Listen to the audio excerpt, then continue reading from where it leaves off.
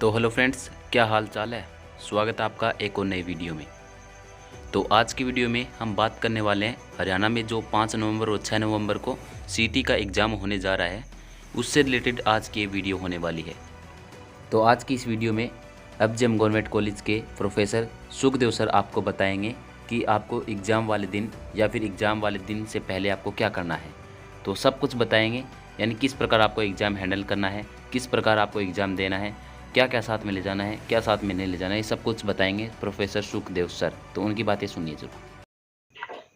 Hello students, मैं professor Sukhdev. आज हम बात करेंगे सीईटी एग्जाम के बारे में जो 5 और 6 नवंबर को होने जा रहा है, उसके बारे में। उसमें क्या क्या चीजें आपको साथ लेकर जानी है, उस पेपर की आप कैसे तैयारी करें या फिर पेपर अटेम्प्ट कैसे करें, इसके बारे में आप यहाँ पर चर्चा करेंगे। तो सबसे पहले बात आती है जो एग्जाम है उसके अंदर हमें क्या क्या मटेरियल साथ लेकर जाना है और क्या मटेरियल साथ लेकर नहीं जाना है। सबसे पहली बात तो ये है कि उसके अंदर आपको एक ओरिजिनल आईडी प्रूफ लेकर जाना है, चाहे वो आधार कार्ड हो सकता है या फिर लाइसेंस हो सकता है या फिर आपका वोटर आई कार्ड हो सकता है। तो एक ओरिजिनल आईडी कार्ड आपके पास होना चाहिए, उसके बिना आपकी एंट्री एग्जाम सेंटर के अंदर नहीं होगी। दूसरी बात जो आपको ध्यान में रखनी है, वो आपके पास जो फॉर्म जिस समय आपने फिलअप किया था उस समय जो फोटो लगाई थी, वो 2 फोटो सेंटर में एंट्री करते समय आपके साथ पास होनी चाहिए। इसके अंदर आपको सामान साथ में पेन है, पेन एग्जाम सेंटर के अंदर ही आपको प्रोवाइड किया जाएगा, तो वो साथ ले जाने की जरूरत नहीं रहेगी आपको।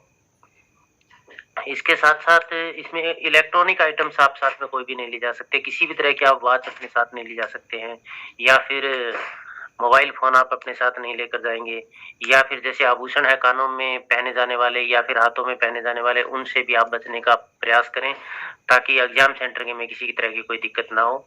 आप जैसे बॉयज हैं या फिर बेल्ट वगैरह पहनते हैं तो वो भी आप पहन कर न जाएं। किसी भी तरह की परेशानी से बचने के लिए आप सिंपल स्लीपर या चप्पल इस तरह से पहन कर जा सकते हैं जूतों की बजाय। तो जितना मैक्सिमम हो सके वो आप सिंपल होकर वहां पर जाइएगा ताकि किसी तरह की असामान्य स्थिति का सामना अपने को न करना पड़े। जो एग्जाम शुरू होना है उस एग्जाम शुरू होने से कम आधे घंटे से पहले आप पहुंच जाए, और 1 घंटे यदि पहले आप पहुंच जाते हैं तो वो सबसे अच्छा रहेगा। उसमें अपना एक तो माइंड रिलैक्स रहेगा, दूसरा जो फॉर्मेलिटीज है वो सारी फॉर्मेलिटीज पूरी हो जाएगी।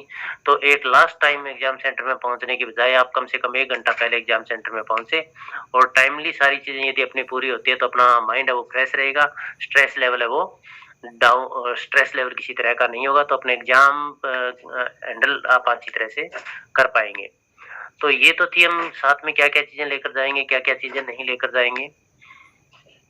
इसके अलावा जब आप एग्जाम देने जाते हो तो किसी भी तरह का आप एग्जाम फेस कर रहे हैं तो उसमें जो रोल नंबर है, एडमिट कार्ड आप प्रिंट करवाते हो, उसके साथ में इंस्ट्रक्शन दी हुई होती है। तो कॉम्पिटिटिव एग्जाम से संबंधित जो इंस्ट्रक्शन है वो आप बहुत अच्छे तरीके से कर लें। इस बार गवर्नमेंट ने चेंज किया है इसके अंदर, वो कि 4 ऑप्शन तो होंगे, इसके अलावा एक 5वां ऑप्शन और होगा। जैसे आप मान लीजिए 4 ऑप्शन है, उनमें से कोई भी फिलअप नहीं करते हैं, खाली छोड़ते हैं, तो आपको 5वें में बताना होगा भी मैं ये क्वेश्चन अटेम्प्ट नहीं करना चाहता। यदि आपने वो 5वां ऑप्शन भी नहीं भरा है तो उसके लिए फिर आपके अंक काटे जाएंगे। वैसे नेगेटिव मार्किंग नहीं है, तो इस तरह से रिस्क लेने की अपने को जरूरत नहीं है। 4 ऑप्शन है, उन 4 ऑप्शन में से कोई एक आप टिक कर दीजिएगा, और यदि 4 ऑप्शन में से आप कोई टिक नहीं करते तो आप 5वां जरूर टिक कीजिएगा ताकि जो ऑप्शन कोई भी ऑप्शन न भरने का दंड है उससे बचा जा सके। तो इन चीजों का अपने को विशेषकर ध्यान रखना है। इसके साथ साथ अपना मास्क है वो भी आप साथ लेकर जाना है, सैनिटाइजर वगैरह है तो वो भी आप साथ लेकर जा सकते हैं, मास्क आपको साथ लेकर जाना होगा। अब इसके अलावा जब हम आगे बात करते हैं भी पेपर अटेम्प्ट कैसे करें, तो सबसे पहले जो बेसिक जानकारी अपने को फिलअप करनी होती है उनमें अपने को विशेषकर ध्यान रखना है। कोई किसी तरह का रोल नंबर है या फिर कोई पेपर कोड है वो किसी भी तरह से कोई गलत ना हो जाए, उसके लिए अपने को जब क्वेश्चन पेपर दिया जाएगा तो उसमें पहले जो टाइम मिलता है फिलअप करने के लिए वो एकदम रिलैक्स माइंड होकर पहले ही वो फिलअप करनी है, और उनको अच्छे से चेक कर लें भी कोई जानकारी छूटने गई है, कोई अधूरी जानकारी नहीं भर दी गई है। वो काफी महत्वपूर्ण रहता है अपने लिए। इसके पश्चात जब आप क्वेश्चन पेपर अटेम्प्ट करना शुरू करते हैं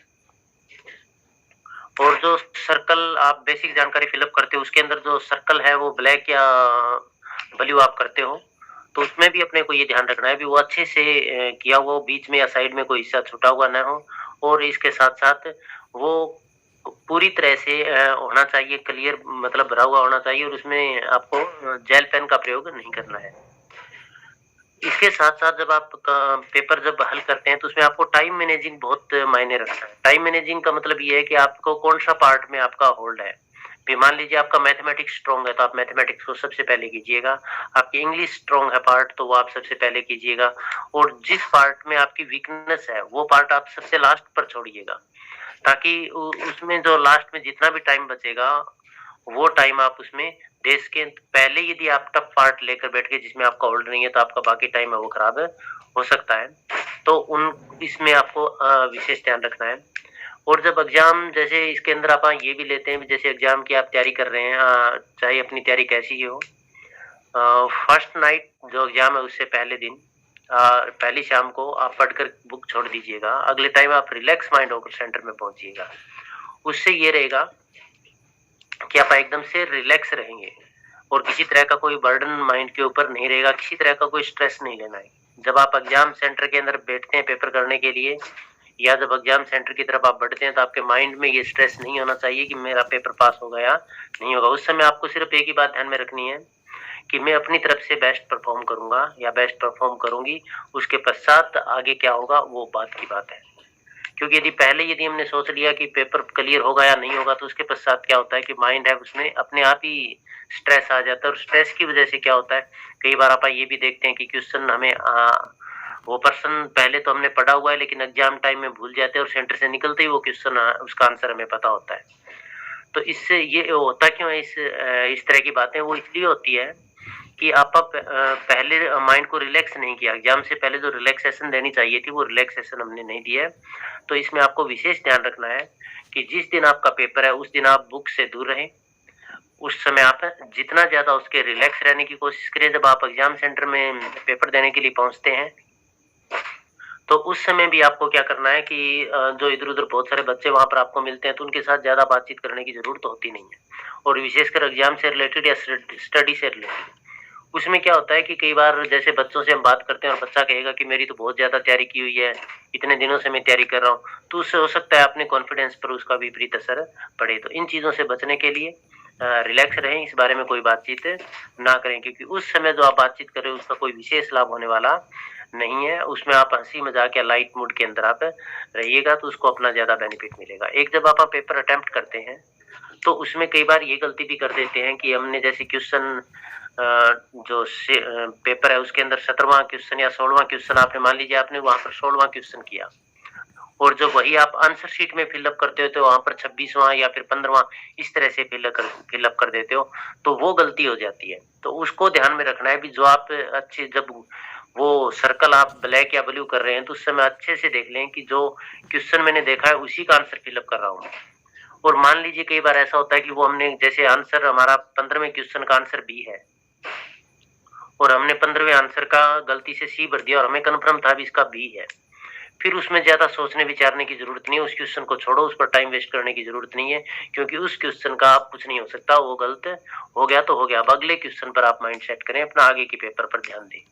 क्योंकि पेपर आना और पेपर के मैनेजिंग करना या पेपर को हैंडल करना वो सबसे महत्वपूर्ण चीज़ होती है। जब भी आप एग्जाम में जाते हैं बैलेंस ऑफ माइंड होना बहुत ज़रूरी है।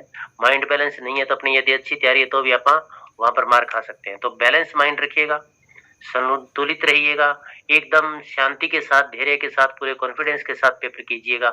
एग्जाम बहुत अच्छा होगा। आप सभी को दिल से बेस्ट विशेस। Thank you.